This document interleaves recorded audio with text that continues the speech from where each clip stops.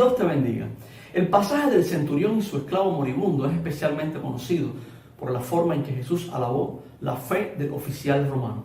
Naturalmente también se pone de manifiesto el poder del Señor al sanar al siervo de su enfermedad. Sin embargo, la razón que hoy nos trae a esta emocionante historia es otra. Algunos autores aseguran encontrar en este relato una expresión de amor de pareja entre el centurión y su esclavo. Por tanto, vamos a presentar primero los argumentos que se han dado para respaldar la expresión de una relación homoerótica en este pasaje y luego vamos a analizarlos teniendo en cuenta los resultados del exégesis actual en este pasaje. Primero, repasemos la historia. Leeremos Mateo 8 del 5 al 13, aunque también se encuentra en Lucas 7 del 1 al 10. Así leemos. Al entrar Jesús en Capernaum, se le acercó un centurión pidiendo ayuda. Señor, mi siervo está postrado en casa con parálisis y sufre terriblemente. Iré a sanarlo, respondió Jesús. Señor, no merezco que entres bajo mi techo, pero basta con que digas una sola palabra y mi siervo quedará sano. Porque yo mismo soy un hombre sujeto a órdenes superiores y además tengo soldados bajo mi autoridad. Le digo a uno, ve y vaya, al otro, ven y viene. Le digo a mi siervo, haz esto y lo hace. Al oír esto, Jesús se asombró y dijo a quienes lo seguían: les aseguro que no he encontrado en Israel a nadie que tenga tanta fe. Les digo que muchos vendrán del occidente y del oriente y participarán en el banquete con Abraham, Isaac y Jacob en el reino de los cielos. Pero a los súbditos del reino se les echará fuera, a la oscuridad, donde habrá llanto y rechinar de dientes. Luego Jesús le dijo al centurión: ve, todo se hará tal como creíste. Y en esa misma hora aquel siervo quedó sano. Pues bien, hay tres argumentos que se han presentado para defender la posición de que en esta historia se ve reflejada una relación de amor entre el centurión y su siervo. Estos tres argumentos los he resumido de las siguientes publicaciones. Por una parte tenemos el texto Los Evangelios Gay, Buenas Nuevas para la Comunidad LGBT de Keith Chapman.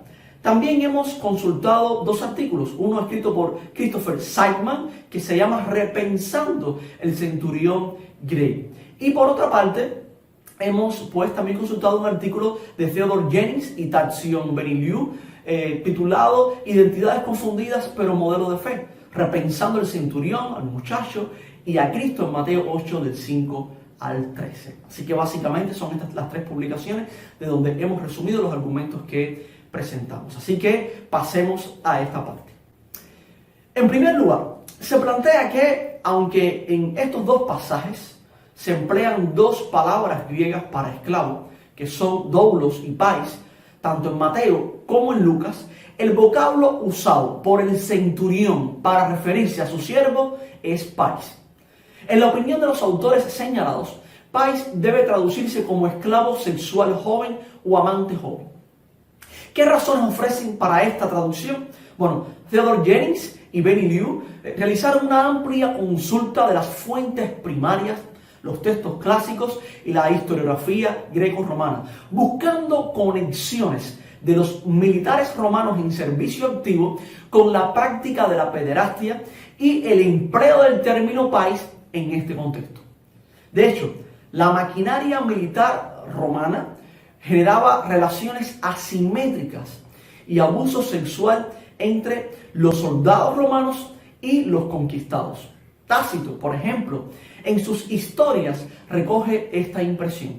Cuando una doncella crecida o un joven apuesto caía en sus manos, la fuerza brutal de quienes intentaban cogerlos los despedazaba, y esto al final llevaba a los mismos raptores a matarse unos a otros. Jennings y Liu también presentan casos de centuriones implicados en relaciones homoeróticas con jovencitos. Así que, básicamente, esta es la evidencia presentada para sugerir la posibilidad de traducir pais como esclavo sexual joven en la historia de la sanidad del siervo del centurión. Un segundo argumento presentado es aquel que señala que el término íntimos usado por Lucas para describir el gran valor que el siervo tenía por el centurión refuerza un vínculo afectivo muy poco común entre amos y esclavos, dado que estos últimos eran tenidos por muy poco o ningún valor.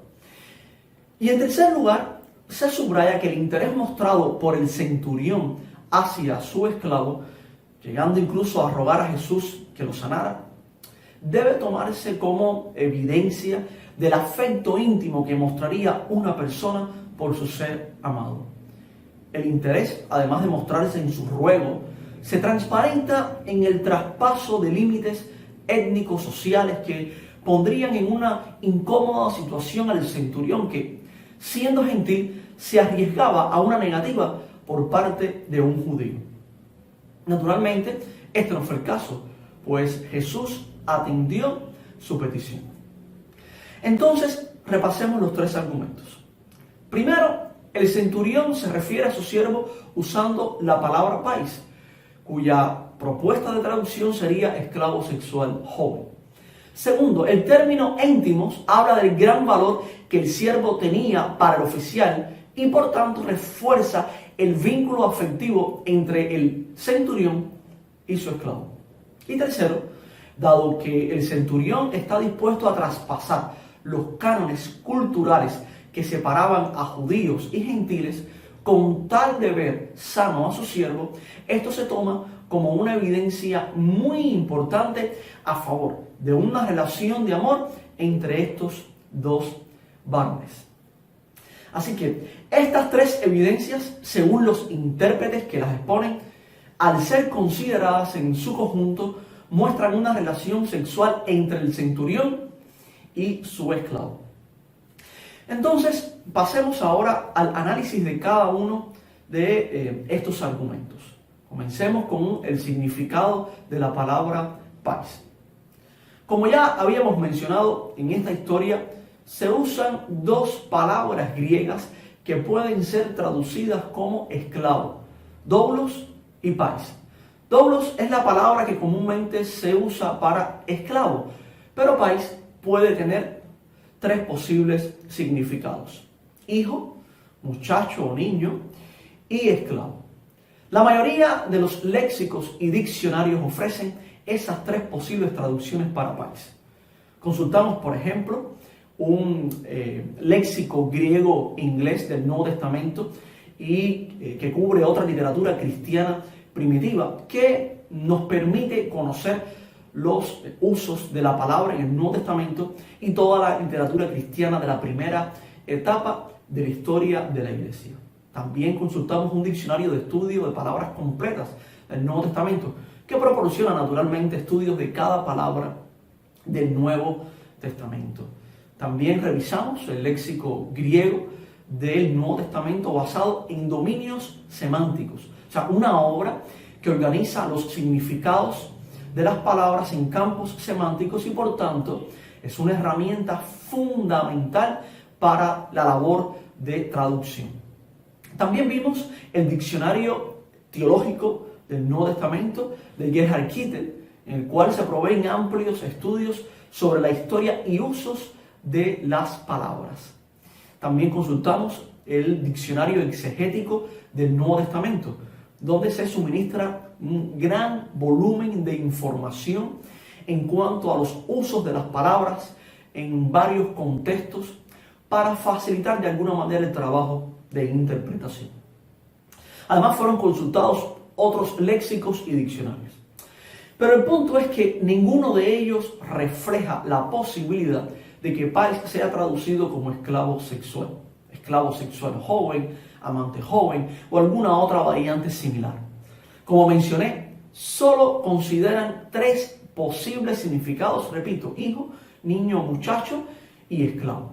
Por tanto, se impone una pregunta: ¿por qué, a pesar de la evidencia encontrada por James sobre el uso de la palabra pais como esclavo sexual joven en textos clásicos y de la historiografía romana, esta acepción no se refleja en los diccionarios y léxicos referidos? Bueno, en primer lugar, porque estas obras, a pesar de usar otras fuentes primarias, además de la Biblia, para darle más rigor científico a su trabajo, se enfocan en los usos de la palabra en el Nuevo Testamento. Si no hay un uso que justifique un significado, no hay razón para incluirlo en el léxico. En otras palabras, ninguno de estos especialistas considera que pais deba traducirse como esclavo sexual, ni en el relato del siervo del centurión, ni en ningún otro texto del Nuevo Testamento. Ahora, el hecho de que se hayan encontrado conexiones entre soldados romanos y jóvenes esclavos, que recuerdo, se trataba por lo general de adolescentes, y en cuyo contexto se usa la palabra pais para referirse a los muchachos, no significa que automáticamente, donde quiera que aparezca un soldado o un centurión y su esclavo, debamos pensar en una relación homoerótica. Esto naturalmente lo reconocen los propios exponentes de las interpretaciones homoeróticas de este pasaje. Por esto es que el resto de los argumentos se refieren a los aspectos narrativos y contextuales, porque este es el tipo de evidencia concluyente en cuanto al significado de la palabra pais.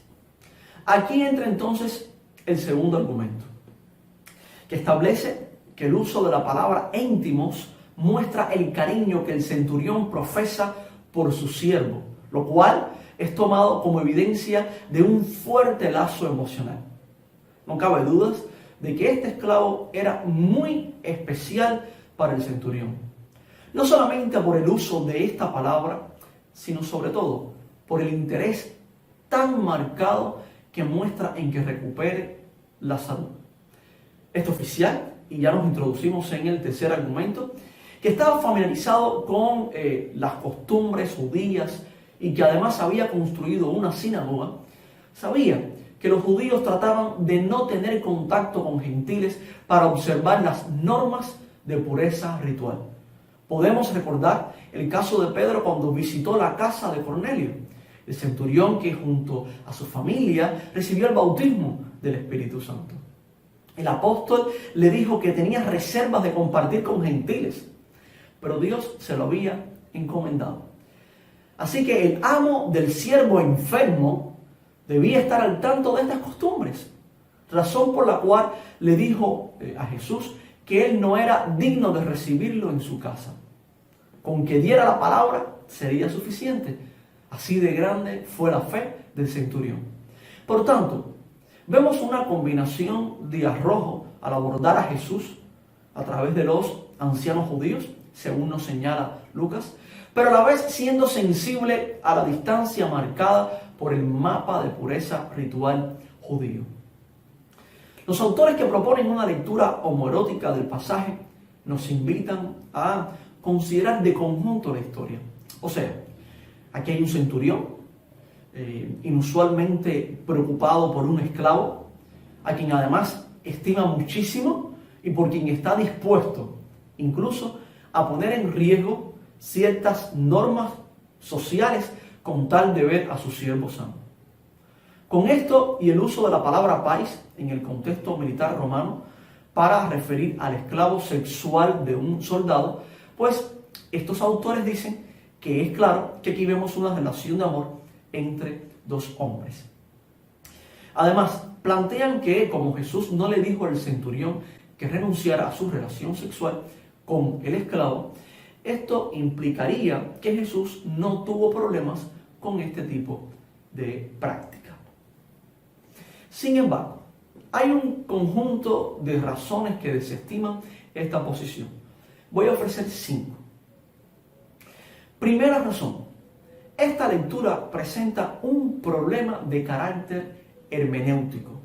Un importante principio de la escritura de textos bíblicos es el de la economía. O sea, el escritor tenía que decir solo lo necesario para comunicar su mensaje. Esto implica que cuando leemos el texto bíblico tenemos que preguntarnos qué se dice y no qué no se dice, a menos que los silencios sean parte de la estrategia narrativa o discursiva, y para eso además hay que presentar pruebas. Segunda razón, No hay manera de que estos textos nos hablen de la actitud de Jesús hacia las relaciones homoeróticas, porque este relato tiene el propósito de resaltar la fe del centurión en Jesús, que al final es lo que rompe con todos los estigmas sociales y las expresiones de etnocentrismo.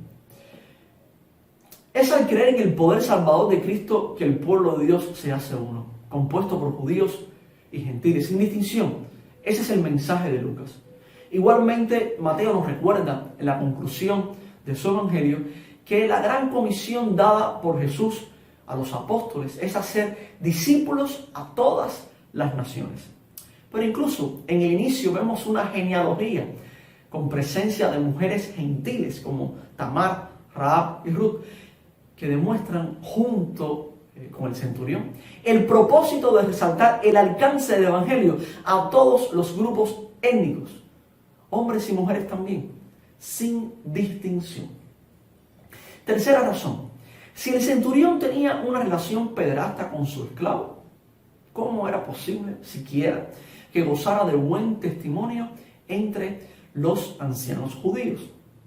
Recordemos que los ejemplos de pederastia encontrados por Jennings y Liu describen actos de violación como ejercicios de dominio sobre los conquistados.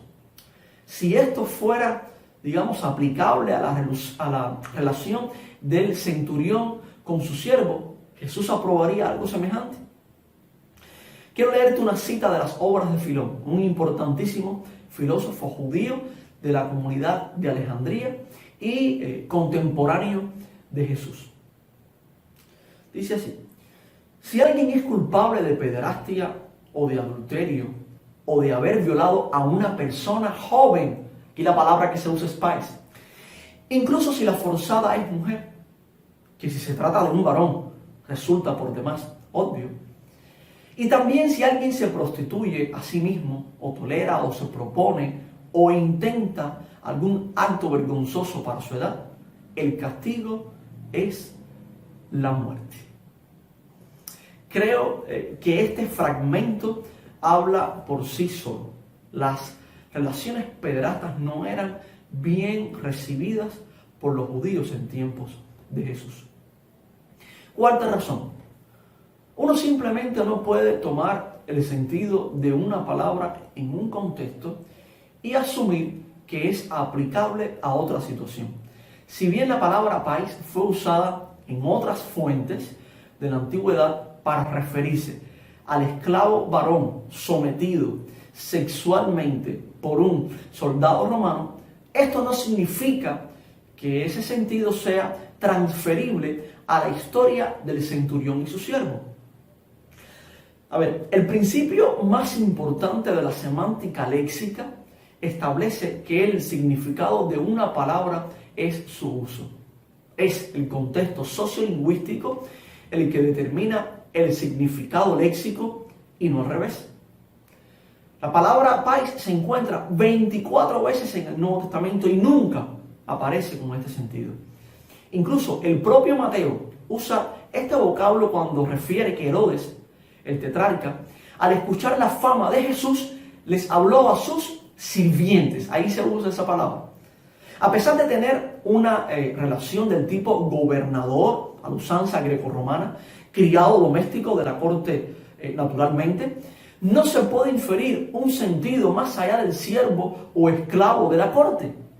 Igualmente, en el caso del centurión, todo lo que nos permite decir el uso de la palabra pais es que se trataba de un esclavo, cuyo amo era un oficial romano.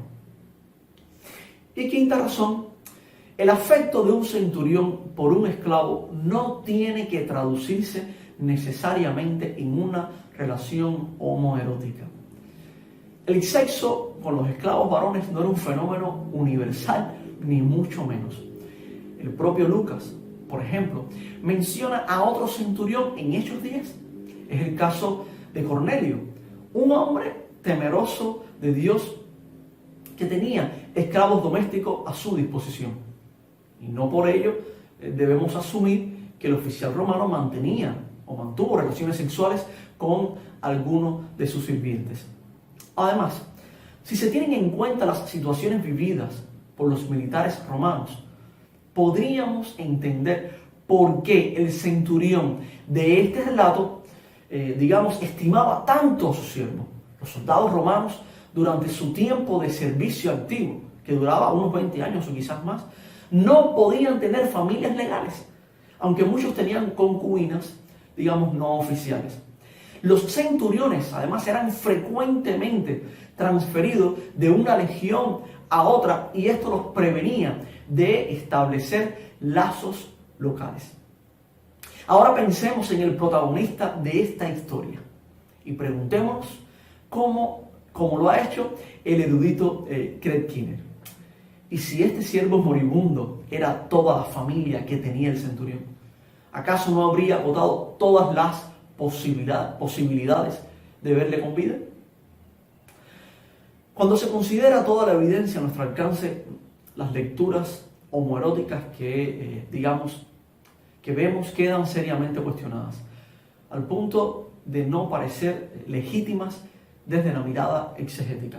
O sea, si lo que estamos tratando es de analizar el relato considerando los aspectos históricos, teológicos y literarios recreados por Mateo y Lucas, entonces lo más que podemos decir es lo que prácticamente ya sabíamos: que el centurión estimaba muchísimo a su siervo, que era un hombre de fe, que Jesús finalmente sanó al siervo y que de todas las naciones Dios está llamando hombres y mujeres de fe a participar del banquete del reino de los cielos. Dios te bendiga mucho.